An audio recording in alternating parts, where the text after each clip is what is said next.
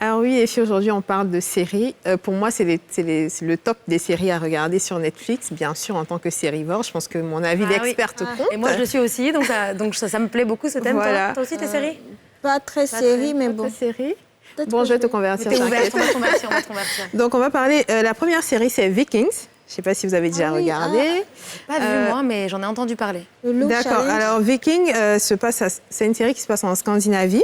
À la fin du 8e siècle, donc c'est un soldat qui s'appelle Ragnar Lodbrok. Je pense que vous avez déjà entendu ce challenge qui veut être roi. Voilà. C'est ça qu'on voit sur TikTok. Exactement, ça part de ça. C'est un guerrier qui a une petite famille, qui a une ferme et tout ça, et qui est fatigué en fait de cette vie de fermier-là, qui veut lui explorer d'autres terres. Il faut savoir qu'à cette époque-là, leur dieu ne correspondent pas aux dieux que nous prions aujourd'hui. Et donc, ils vont rencontrer sur leur route des chrétiens, ils vont les combattre. C'est vraiment une histoire très palpitante, c'est gore, c'est violent, c'est très violent. Donc, le jeune public, je déconseillerais cette série-là. Mais en tout cas, si vous aimez ce type d'aventure à la... comment ça s'appelle déjà? Game of Thrones, voilà, ce type d'aventure-là, c'est vraiment... la série qu'il vous faut absolument voir. Et il y a combien de saisons? 6 saisons. 6, donc il y a pas mal de Mais je vous rassure, hein, quand vous allez commencer. Toi, tu l'as regardé en combien de temps? Je viens de finir la 6e saison parce qu'elle est sortie il y a pas longtemps. Alors, tu regardes depuis le début? Je regarde depuis le début. Les 5 premières saisons, je pense que je les ai terminées en moins de 3 semaines, je pense. Ouais. Ça a été très, très rapide. C'est rivore, quoi. Exactement. Donc, Ragnar, voilà, il va mourir. Bien sûr, il y aura ses enfants qui vont s'entretuer eux aussi, parce que voilà, tout le monde veut être roi, tout le monde veut diriger, tout le monde sent l'héritage du père en lui. Donc, chacun veut montrer que... Et franchement, c'est une série qui vaut le détour. D'accord. Voilà. OK. C'est noté. Donc, Mélissa, je t'invite à... Par contre, moi, je l'ai commencé, mais je n'ai pas pu terminer. Il faut. Il y avait trop d'hommes dedans. Donc... tu veux une série avec des femmes, c'est ça? Plus de femmes. Oui. Non, mais il y a l'Agartha, la guerrière au bouclier. Il y avait trop de personnes dans le film. Ah ouais. Il y a trop de personnages. Il y a trop de personnages. C'est vrai que ça peut embrouiller un peu, mais il faut rester concentré. C'est ça. Voilà. Et ensuite, on parle de Black Mirror. Ah, là, tu vois, tu as parlé. Ça, c'est ma série qui est là. Alors, c'est une série qui, moi, m'a bouleversée. Bouleversée dans le sens où les épisodes ne sont pas liés, mais ils ont un point commun qui est la technologie. D'accord. Et qui explique, en fait, comment est-ce que la technologie peut modifier nos comportements. Et vraiment, vraiment, il faut regarder cette série-là. Il y a un épisode en particulier que je vous recommande, c'est le premier épisode de la saison 3. Et vu que c'est pas lié, vous avez le choix. Vous pouvez commencer par n'importe quelle saison et n'importe quel épisode. Faut juste noter que ça va vous faire un choc. En fait, t'as pas envie de trop en dire. J'ai pas envie de trop en dire, mais en même temps, j'ai envie de leur dire, allez voir cette série-là, parce que c'est...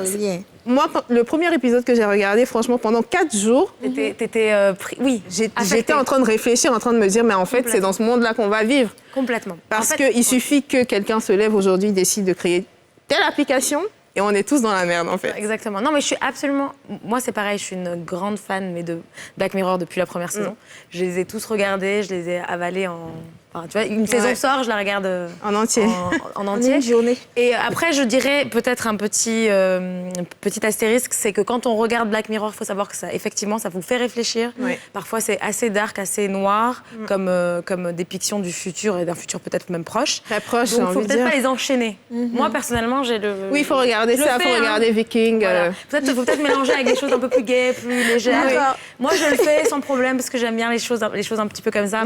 Mais honnêtement, ça fait réfléchir. Mais c'est vrai que si vous êtes très sensible et que la question de l'humanité vous touche particulièrement, ça va être dur de regarder. Ouais. Parce qu'on voit toutes les dérives qu'il y a aujourd'hui avec les nouvelles technologies. Donc, imaginez ce qu'on vit là, fois 1000.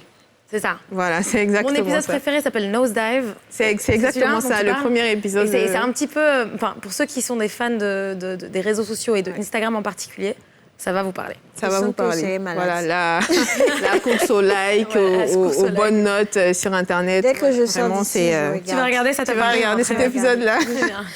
Et puis enfin, voilà, si vous aimez les documentaires sur les cartels de drogue et tout ça, c'est une série qui va absolument vous intéresser. Ça s'appelle Queen of Sauce.